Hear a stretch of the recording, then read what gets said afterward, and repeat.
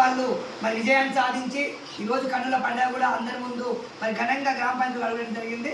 ఒకసారి మరి సొల్లు రంగమ్మ గారి కుమారుడు ఈ అత్యధిక మెజారిటీ చంద్రగడ గ్రామ ఈ తలకొండపల్లి మండలంలోనే ఇంత పెద్ద రికార్డు అంటే ఇన్ని సుమారుగా 400 పైచీలకు ఓట్లు రావడం చాలా గొప్ప విషయము. మరి వీరు గతంలో ఇందులో చాలామంది అంటున్నారు డబ్బు ప్రభావాన్ని. డబ్బు ప్రభావమే కాకుండా వారి గతంలో అనేక సేవా కార్యక్రమాలు చేయడము, రేషన్ కార్డులు అయితే సిలిండర్లు అయితేనేమి, గత పార్టీలో ఉన్నప్పుడైనా సరే ఏ పార్టీలో పోయినా సరే వాళ్ళు ఎక్కడ ఉన్నా ప్రజలకు అందుబాటులో ఉండడం జరిగింది. ఒకసారి ఇంత పెద్ద భారీ మెజార్టీ అందించిన చిన్న గ్రామస్తులకు మరి ఒకసారి వారి అమ్మడి మన స్పందన చేసుకునే ప్రయత్నం చేద్దాం. జై శ్రీరామ్. సుధాకర్ గారు, మరి మీ అమ్మగారు చదువు రాకపోయినా నీ మీద ప్రకారమైన విశ్వాసాల నుంచి గ్రామస్తులంతా పలు విధాలు కొంతమంది ఆమె చదువుతారని దుష్ప్రచారం చేసినప్పటికీ కూడా మీరు ఇంతటి విజయాన్ని ఏ విధంగా కైవసం చేసుకున్నారు?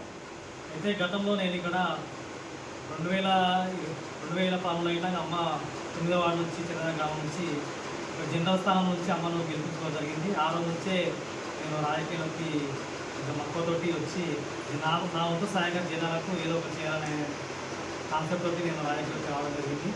గతంలో ఇలా నేను 2వ వార్డు సభ్యులుగా పోటీ చేసి ఉప సర్పంచ్కి అయినా ఉప సర్పంచ్ అయిన తర్వాత ఇక్కడ అవినీతికి అంత లేకుండా నిత్యం ప్రజలకు అందుబాటులో ఉంటూ నాకు తోచిన విధంగా ప్రజలకు ఏదో విధంగా నా సహాయం ఎక్కడ ఉంటే అక్కడ వాళ్ళకు వెళ్ళి వాళ్ళ పని చేయడం జరిగింది.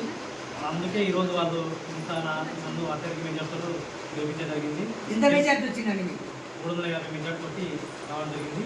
ఆ మెజార్టీ ఇట్లంగా పని చేశారనే కాన్సెప్ట్ తోటి పనిచేశారనే నమ్మకంతోటి వేసేది జనాలు. ఆ నమ్మకాన్ని ఖచ్చితంగా నేను ఒమ్ము చేయకుండా ఖచ్చితంగా నా నమ్మకాన్ని నిలబెట్టుకొని నేనేదో నిరూపించుకోవడానికి ఒక మంచి అవకాశం అని చెప్పి నేను భావిస్తున్నాను. ధన్యవాదాలండి. మరి ఇద్దరి చక్కటి మరి సదవకాశాలు వినియోగించుకొని మరి తలకొండపల్లి మండల స్థాయిలోనే మరింత ఉన్నతమైన పదవులను అధిరోహించాలని మరి సొల్లు సుధాకర్ గారి వారి మాతృమూర్తి రంగమ్మ గారు మరి వారి తండ్రి సొల్లు రామయ్య గారు ఒకసారి మల్లేష్ గారితో 2 అంశాలు మాట్లాడించే ప్రయత్నం